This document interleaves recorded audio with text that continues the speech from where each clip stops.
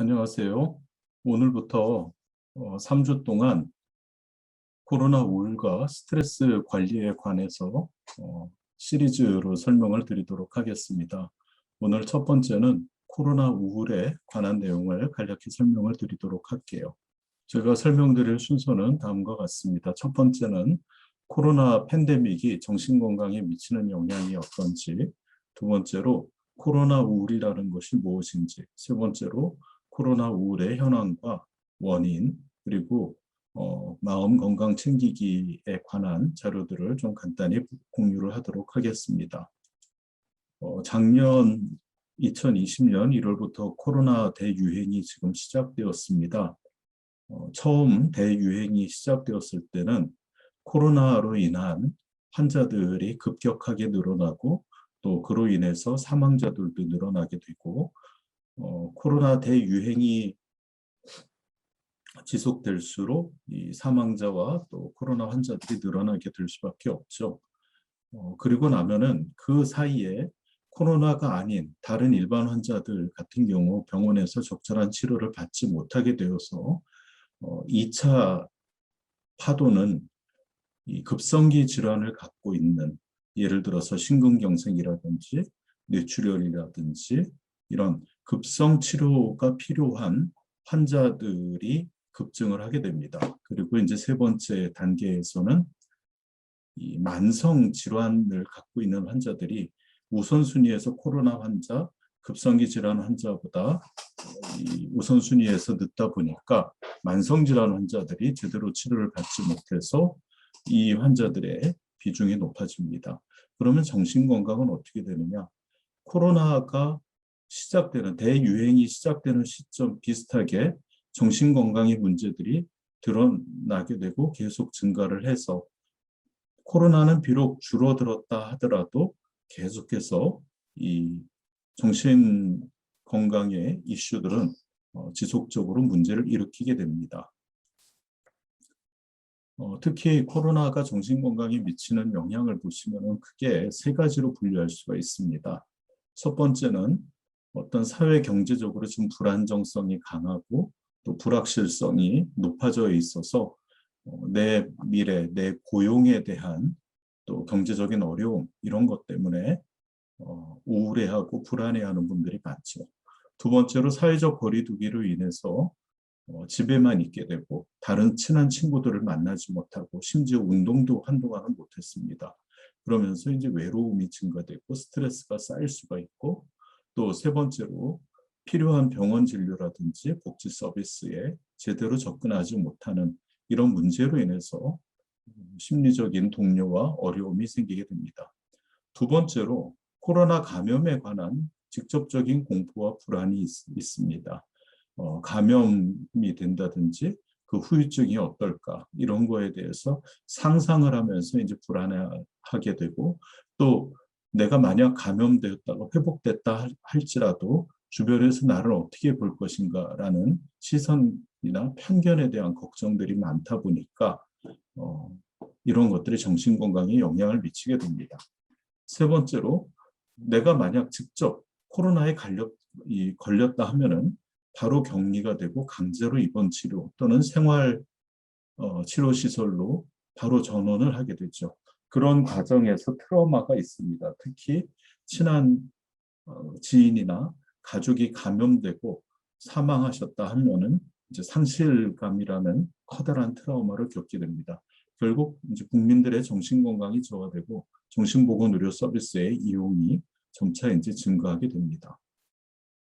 조금 더 이제 구체적으로 보시면은 이런 도식으로 설명할 수 있을 것 같습니다. 코로나가 증가하면 취약계층, 특히 기존의 정신질환을 앓고 계시는 분들이나 회복 탄력성이 낮은 사람들, 노인이나 소득이 낮은 분들, 또 만성질환을 갖고 있는 분들, 또 이번에 중국 우한이나 또 초창기 경북 대구 지역의 주민들, 또 코로나로 인해서 사망하신 분의 지인이나 가족들이 취약계층입니다. 이분들이 새로운 정신질환을 앓게 되거나 또는 기존 정신질환이 악화됩니다. 그래서 결국 최종적으로는 자살과 자살 시도의 위험이 높아지는 순서를 가게 됩니다. 그러면 이제 코로나 우울이 무엇인가에 대해서 간단히 설명을 드리도록 하겠습니다. 코로나 우울이라고 하는 거는 제가 이번에 예시를 들은 거는 저희 국립정신건강센터의 웹사이트를 보시면은 다음 자세히 설명들이 있으니까 참고하시면 될 것 같습니다. 코로나 우울은 이 용어는 우리나라에만 있는 용어입니다. 예전에는 이제 코로나 블루라고도 했었죠. 코로나로 인해서 어떤 일상생활에 큰 변화가 있고 충격이 있으면서 생긴 우울감이나 무기력증을 의미합니다. 이 코로나 우울은 우리가 흔히 알고 있는 주요 우울 장애라는 질환보다는 좀 덜한 정도의 우울감이나 무기력증입니다. 그리고 이 코로나 우울은 우리나라에만 있는 용어입니다. 외국에서는 오히려 코비드 19 퍼티그, 마치 이 코로나로 인한 피로 증후군이라는 용어로도 사용이 되고, 의학적 진단의 관심사보다 떨어지는 수준의, 낮은 수준의 일상생활에 영향을 주는 우울감 또는 무기력증이 있을 때 코로나 우울이라고 합니다. 코로나 우울로 앞서 말씀드린 것처럼 기분 저하가 2주 이상 계속되면은 주의가 필요합니다. 기분 저하가 2주 이상 계속될 때에는 주요 우울 장애, 즉 치료의 대상이 되는 병적 우울증일 가능성이 큽니다. 그래서 여기 보시는 이 PHQ라는 우울증 설문을 여러분들께서 잠깐 제 강의를 멈추시고 한번 2, 3분 내에 직관적으로 해보시면 좋을 것 같습니다. 여기서 4점 이하일 경우에는 우울이 아니고 5점에서 9점 사이일 때는 가벼운 우울, 10점에서 19점일 때는 중간 정도, 20에서 27점일 때는 심한 우울입니다. 그래서 보통 전체 국민들을 대상으로 하는 이 설문조사에서는 10점 이상일 경우에, 즉 중간 정도의 우울 이상일 경우에는 전문가를, 정신과 전문의를 만나도록 권유를 하고 있습니다. 코로나 우울이 아까 말씀드린 것처럼 2주 이상 지속되면 주의가 필요하다고 그랬죠. 왜냐하면 이거는 병적 우울증일 가능성을 강하게 시사하기 때문입니다. 두 번째로, 여러분들이 예전에 우울하지는 않은데, 우리나라 국민들 중에 실제로 이런 분들이 있습니다. 우울하지는 않아요. 그런데 예전에 재미있게 보던 텔레비전 드라마나 유튜브 시청을 해도 이젠 재미가 없고 그냥 무관심해지고 흥미가 없어져요 라고 할 때, 즉 재미나 흥미가 떨어져 있을 경우에도 코로나 우울을 의심을 해야 됩니다. 세 번째로, 다른 사람들이 당신 뭐가 달라진 것 같아, 뭔가 좀 울적해 보여, 피곤해 보여, 아니면은 뭔가 좀 다운돼 보여, 이런 주위에서 변화를 지적할 때도 내가 혹시는 코로나 우울이 아닌지 생각을 해볼 필요가 있습니다. 이 증상들은 코로나 우울에서도 나타나지만 아까 말씀드린 병적 우울증에서도 동일하게 나타나는 것들입니다. 특히 이 기분의 저하도 있고 생장감이라고 해서 내가 건강하고 활력이 있는, 살아있는 느낌, 이런 것들이 줄어들게 되고요. 무쾌감증이라고 해서 아까 내가 즐거워하고 흥미를 느꼈던 대상에서 그런 즐거움과 흥미, 동기를 경험하는 능력이 결핍되는 경우가 있습니다. 또 자신에 대한 태도와 느낌이 떨어질 수 있습니다. 대부분의 그 코로나 우울이 있고 특히 심각한 우울증이 있으신 분들은 우울합니다, 아니면은 내가 너무 슬프고 힘들어요라고 얘기를 하지만 그 전 단계에서는 잘 모를 수 있습니다. 그럴 때 다음과 같은 변화들이 나타나면은 혹시는 무쾌감증은 아닌지, 우울증은 아닌지, 아니면 보편적인 코로나 우울은 아닌지 의심해 볼 수가 있는데요. 가장 흔한 것이 사회적인 관계의 위축입니다. 친밀한 사람들과 관계를 단절을 하고 자신과 타인에 대해서 부정적인 이야기들과 부정적인 느낌을 갖고 있고, 또 언어적으로나 비언어적으로 정서적인 표현이 줄어들게 되고 사회적 상황에서 적응이 어렵고 또 가짜 감정을 보이는 경향도 보입니다. 분명히 저 정도면은 평소 같으면 슬퍼해야 될 사람이 억지로 마스크를 쓴 것처럼 행동을 합니다. 예를 들어 결혼식에 가서 남들한테 우울한 거를 숨기기 위해서 행복한 척 연기하고 오버하는 경우들이 있죠. 또 성욕이라든지 육체적인 친밀함에 관해서 흥미가 줄어들고 자꾸 항상 몸이 아프다고 호소하는 분들도 묵회감증을 의심을 해봐야 되고 혹시 코로나 우울이 아닌지 병적 우울증이 아닌지를 반드시 생각을 해보셔야 됩니다. 또 우울증은 다음과 같은 질환들이 동시에 같이 나타날 수 있습니다. 술이나 요새 주식, 게임, 도박 이런 데 중독 현상들이 많이 나타나고요. 또 식이장애들이 있습니다. 또 분노 조절을 못하고 충동 조절이 안 돼서 공격성이 드러나는 경우도 많고요. 또 공황장애나 강박장애 같은 불안장애가 있을 경우도 있고 또 원래 이 경계성 인격 장애가 있는 분들이 우울증이 상당히 높은 빈도에서 우울증이 나타나기도 합니다. 보통 그러면 우울증은 어떻게 하면 되느냐? 보통 40% 정도는 3개월 이내에 조금씩 좋아집니다. 그리고 80% 가까이가 이 우울증이 시작되고 나서 1년 정도 있으면 이제 회복이 시작됩니다.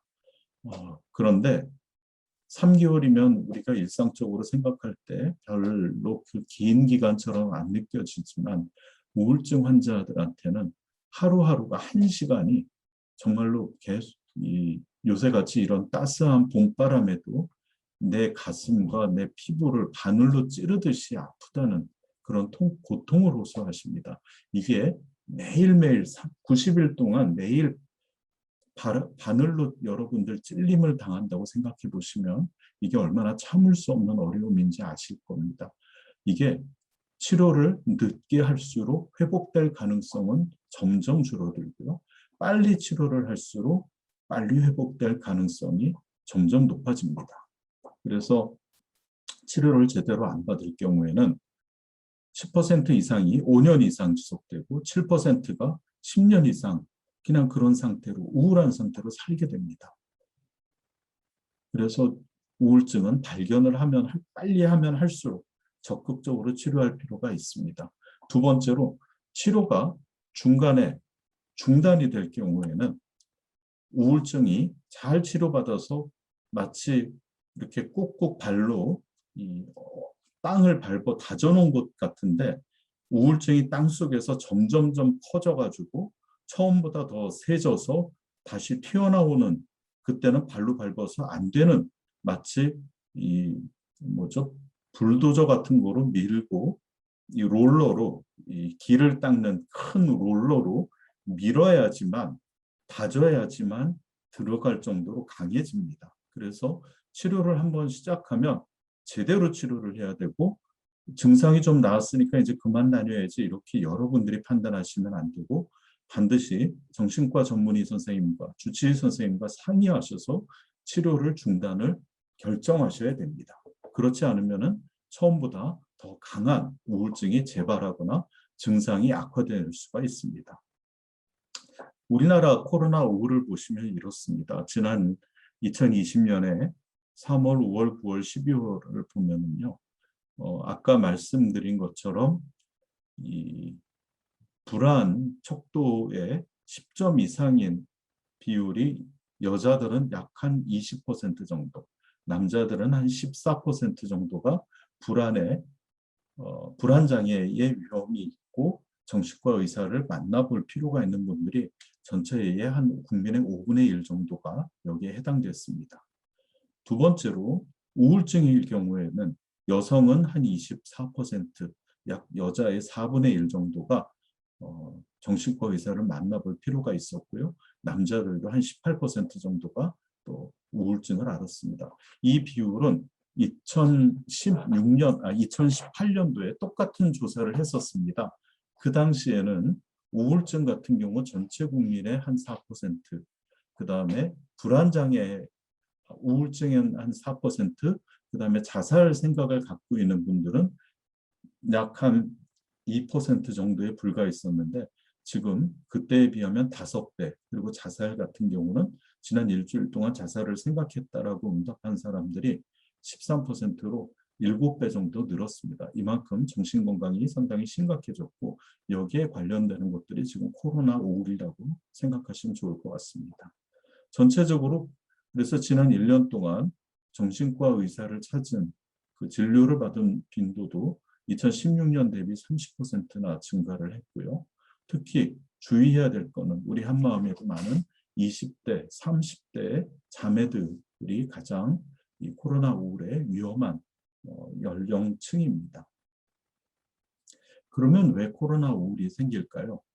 이 자료도 저희 국립정신건강센터의 카드 뉴스 형태로 있는 거를 제가 그냥 그대로 갖고 왔습니다.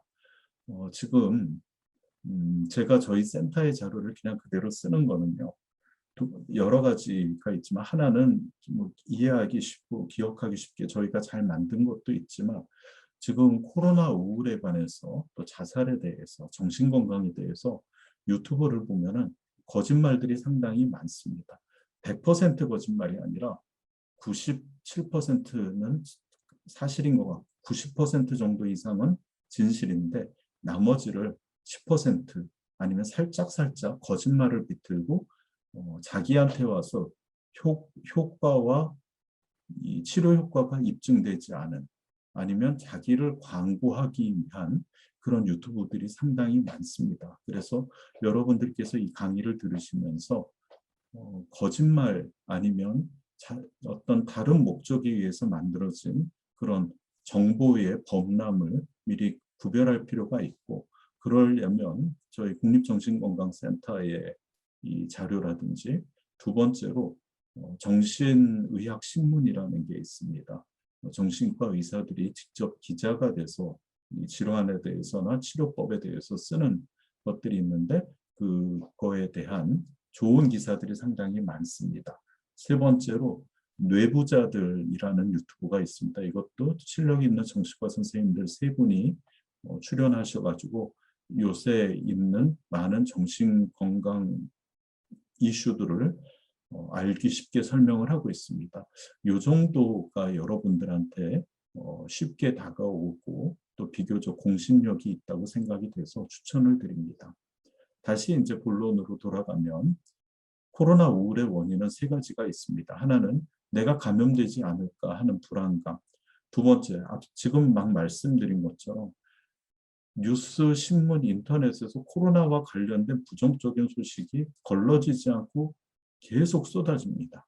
무분별한 정보로 인한 불안과 혼란이 있습니다. 요새 같은 경우는 백신 무용론이 있죠. 부작용 때문에 백신이 필요 없다. 심지어 마이크로소프트사의 빌 게이츠가 전 세계 인구들을 조종하기 위해서 이 코로나 바이러스를 만들었고 백신을 만들어서 사람들을 조종한다라는 거짓 뉴스들이 마치 사실처럼 통용이 되고 있습니다. 이거를 전문 용어로는 인포데믹, 즉 정보의 이 대유행, 홍수가 있는 건데요. 그 안에서 여러분들이 분별할 수 있는 지혜를 갖기를 원합니다. 세 번째로 코로나 우울의 중요한 원인 중에 하나는 경제적인 타격, 직업을 잃는다든지 또 실적이 악화된다든지 매출이 떨어짐으로써 또 학생들은 학교가 셧다운이 돼서 다니지 못하면서 일상생활에서 당연하게 여기던 것들이 무너짐에 따라서 혼란을 겪게 돼서 코로나 우울이 생기는 것으로 보고 있습니다. 특히 이 여러분들이 일상생활이 무너지면서 일상생활이 뺏기면서 또 가까운 가족이 사망함으로써 이 상실하는 경험들이 있는 분들이 많습니다. 또 다른 사람의 경험을 뉴스를 통해서 보면서도 또 상실감에 느끼기도 하죠. 이런 경우에 이 상실은 반드시 애도 과정을 겪게 됩니다. 애도 과정은 근데 정상적인 반응입니다. 여러분들께서 헷갈려서는 안 되는 게 어떤 살아가는 가족이 사망을 했거나 아니면 내가 실직을 했거나 아니면 친구가 무슨 변고를 당했을 때 그 친구를 잃음으로써 또 건강을 잃음으로써 경제적 능력을 잃음으로써 느끼는 슬픔은 부인한다고 없어지는 게 아닙니다. 없는 거라고.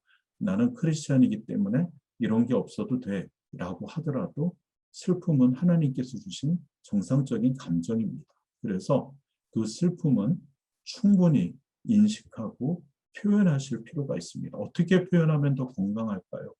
정답은 없는 것 같습니다. 여러분들이 이제껏 살아온 수십 년 동안의 인생 속에서 여러분들이 가장 잘 표현하는 방식으로 그냥 표현하시면 될 것 같고요. 또 애도 과정의 슬픔의 표현은 문화에 따라서 다르고 시간에 따라서 다릅니다. 예를 들어서 지금 내 친구가 코로나로 인해서 사망을 했을 경우 느끼는 슬픔과 애통함, 10년 뒤, 20년 뒤에 그 과정을 돌이켜 봤을 때의 표현은 시간적으로 다릅니다. 그리고 또 하나 기억하셔야 될 거는 시간이 지나면서 점차 주는 게 아니라 어떤 사람은 똑같다가 갑자기 뚝 떨어지는 경우도 있고 어떤 사람은 느끼지 못하게 서서히 주는 분도 있고 어떤 사람은 그냥 이 45도 각도로 쭉 빠르게 감소하는 사람도 있습니다. 또 어떤 사람은 슬픔을 잘 느끼는 사람도 있지만 어떤 사람은 슬픔을 선천적으로 성격적으로 잘 못 느끼는 사람도 있습니다. 하지만 이런 사람들 모두 다 애도 과정을 겪게 됩니다. 이 애도 과정을 주는 여러 가지 이유들 중에 하나가 이런 게 있습니다. 일상생활이 다 붕괴됐고 우리 교회 같은 경우는 저 같은 경우 지금 작년 1월부터 지금 거의 18개월 동안 대면 예배를 드리지 못했습니다.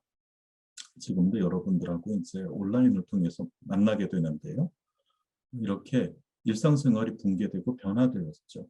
또 의사소통 방식이 변했습니다. 옛날에는 제가 회의를 가면은 세종시로 KTX를 타고 가서 회의를 참석하고 KTX로 다시 돌아오면은 대략 저희 회사에서 출근하고 세종시에서 돌아오는데 대략 한 5시간, 6시간 정도 걸렸습니다.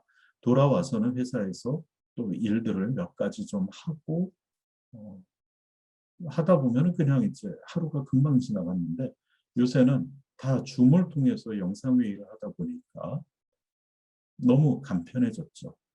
멀리 KTX를 타고 다닐 필요도 없고 길거리에서 쓸 시간을 헛되이 낭비할 필요가 없습니다.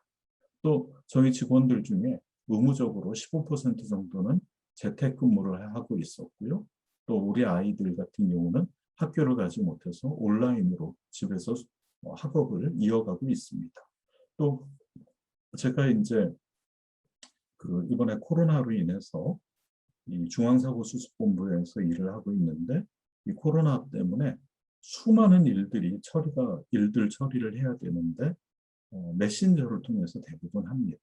예전 같으면 전화 통화를 했는데 그냥 수십 명의 저와 관련된 사람들을 다 카톡방에 초대하고 아니면 무슨 메신저 방에 단체 메신저 방에 초대해서 거기서 한 번의 정보를 공유하고 결정해서 지시하면은 바로바로 해결할 수가 있습니다.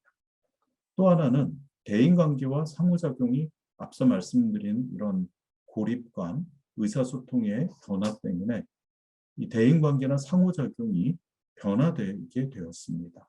그래서 가정 내에서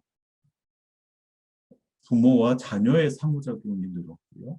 1인 가구는 외부하고의 집을 나가서 다른 사람들을 만나고 취미활동을 했어야 되는데 이제 전혀 그런 걸 못하게 됐고 또 부모들이 바쁜 경우에는 자녀들만 집에 덩그러니 남아있을 수밖에 없죠. 이런 고립과 단절은 여러분들을 상실감과 이어지게 합니다. 원래 대인관계와 상호작용은 애착행동을 유발을 합니다. 그리고 그 애착행동을 통해서 어, 교정적 정서 체험이라는 치료적으로 강력한 어떤 이 공감의 형태들이 일어나게 되는데, 고립과 단절을 통해서, 온라인을 통해서는 이런 교정적 정서 체험이 잘 이루어지질 않습니다. 그래서 건강한 자기감을 형성하는 데 상당히 좀 지장을 주게 되고, 이런 부분들이 코로나에도 영향을 주게 됩니다. 그러면 코로나 대유행 시기에 마음 건강은 어떻게 챙겨야 할지 말씀드리겠습니다. 이것도 마찬가지로 저희 국립정신건강센터에 구체적인 자료들이 있습니다. 이 카드 뉴스의 제목은 대국민 마음 건강 지침입니다. 모든 거를 제가 다 말씀드릴 수는 없고, 제일 중요한 거를 몇 가지 말씀드리면, 하나는 불확실성을 여러분들이 의지로 받아들인다, 의지로 이길 수도 없고, 그거를 거부한다고 해서 불확실성이 좋아지진 않습니다. 지금 이 코로나 상황은 내 능력 밖입니다.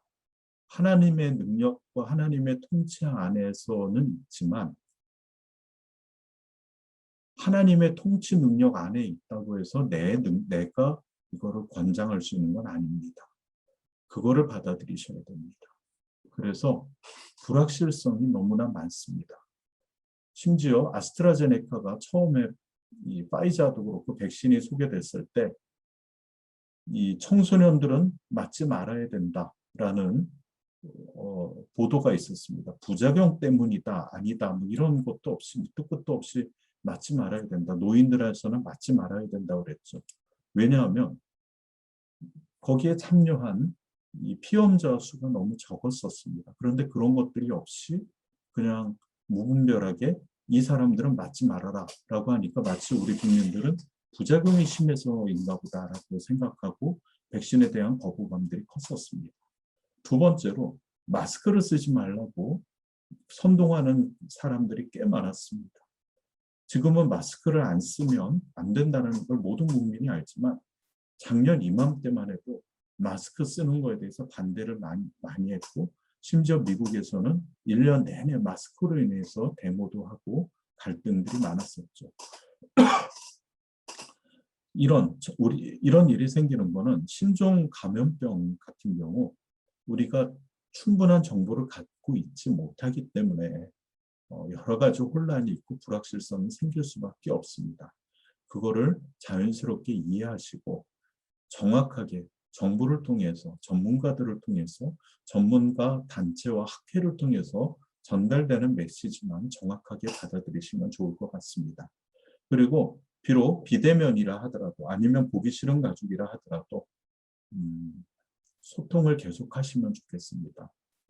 마음을 주고받을 수 있게 카톡으로 안부를 전하고 위로의 이야기들을 전하고, 오늘 내가 큐티를 하면서 은혜 받은 말씀들을 나눌 수 있다면 좋은 소통의 채널이 되고 공감대가 형성될 수가 있습니다. 여러분들이 또 가치 있고 긍정적인 활동, 저는 취미 활동을 좀 하라고 말씀을 드립니다. 저 같은 경우에 지금 작년에 청도 대남병원에 갔다 오면서 가끔씩 그 당시 그 병동 안에서 일어났던 일들이 꿈에도 나타나고 상당히 힘들어할 때가 있습니다. 잠을 많이 잘 때는 한 3시간, 4시간 자고, 못 잘 때는 한두 시간만 자고 못 잡니다. 그때 제가 이제 쓰는 방법은 자려고 애를 쓰지 않고 그냥 침대에서 일어나서 제가 고등학생 때 봤던 고전 문학들을 다시 읽었습니다. 이게 뭐 많은 책을 읽지는 못했어도 그냥 그 시간에 내가 평소에 읽지 못했던 책들을 차라리 잠이 안 오니까 이때 보자 해서 여러 가지 책들을 많이 봤습니다. 그리고 학창 시절에 느꼈던 것과 또 30대에 느꼈던 것과 지금 이제 50대에 느끼는 또 그 감정이 다르더라고요. 이런 것들을 통해서 저를 힐링하고 저한테 도움이 많이 되고 있습니다. 또 하나는 규칙적인 생활을 하셔야 됩니다. 특히 청소년들 같은 경우 학교를 안 가니까 아침 8시 반에 일어나서 수업 출석 부르고 그다음에 그냥 대충 수업 듣고 하루 종일 이 게임하고 온라인만 합니다. 온라인상에만 머뭅니다. 그러면 저녁엔 다시 잠을 또 못 자고 불규칙하게 자게 되고 식사도 불규칙하게 합니다. 이런 것들은 정신건강에 다 좋지는 않기 때문에 반드시 여러분들께서는 규칙적인 생활을 하실 필요가 있습니다. 그리고 서로를 격려해주고 또 주변에 아프고 코로나에 걸린 사람들을 혐오하거나 미워하지 말고 그 사람들을 격려해주고 관심을 가져주고 따뜻한 이 문자라도 좀 나눠주면 어떨까 싶습니다. 그리고 이제 이 상당히 중요한 내용입니다. 저도 잠으로 상당히 계속 어려움이 많았는데 밤에 잠이 안 온다고 그래서 낮에 많이 자는 분들이 있습니다. 그러고는 밤에 낮에 잘 거 다 자놓고는 밤에 잠이 안 온다고 하십니다. 약 달라고 합니다. 이런 분들은 약으로 치료가 되질 않아요. 첫 번째는 낮잠을 피해야 되고 두 번째로 자고 일어나는 시간은 반드시 일정하게 규칙적이어야 됩니다. 또 하루에 잠자리에 들 때만 눕고 다른 시간에는 눕지 않아야 되고요. 저녁 5시 이후에는 운동이나 TV나 스마트폰을 보는 거나 이렇게 뇌에 과도하게 각성 상태를 유발할 수 있는 활동들 아니면 전자기기 아니면 카페인, 초콜릿 이런 카페인이 많이 들어있는 것들은 피해야 됩니다. 그리고 자기 2시간 전에 따뜻한 물로 가볍게 샤워를 좀 해주고 또 침실은 조용하고 좀 컴컴하게 만들어 놓고 시계도 치워서 충분하게 휴식이 될 수 있는 시간이 되도록 합니다. 또 요새 먹방이 유행이다 보니까 자꾸 저녁에 과식을 하시는 분들이 많습니다. 스트레스 때문에도 과식을 하죠. 근데 저녁 시간에는 밥을 많이 먹으면 아니면 그 기름진 음식들을 많이 먹고 탄수화물이 많은 음식들을 먹으면 그거를 소화시켜야 되기 때문에 잠을 방해를 하게 됩니다. 이런 것들을 피하면 됩니다. 상당히 여러분들이 건강하게 잠을 잘 수 있는데 도움이 될 거라고 생각이 됩니다. 이 건강한 수면을 위한 수칙은 지키기가 실은 되게 어렵습니다. 저도 잘 안 되는 부분들이 많은데요. 또 일주일 정도 했다고 해서 바로 효과가 나타나는 건 아닙니다. 3개월, 6개월 여러분들의 생활 습관으로 건강한 습관으로 고착을 시키고 이게 굳어져야지 그 다음에 잠은 자연스럽게 따라올 수 있다는 것을 꼭 기억해 주십시오.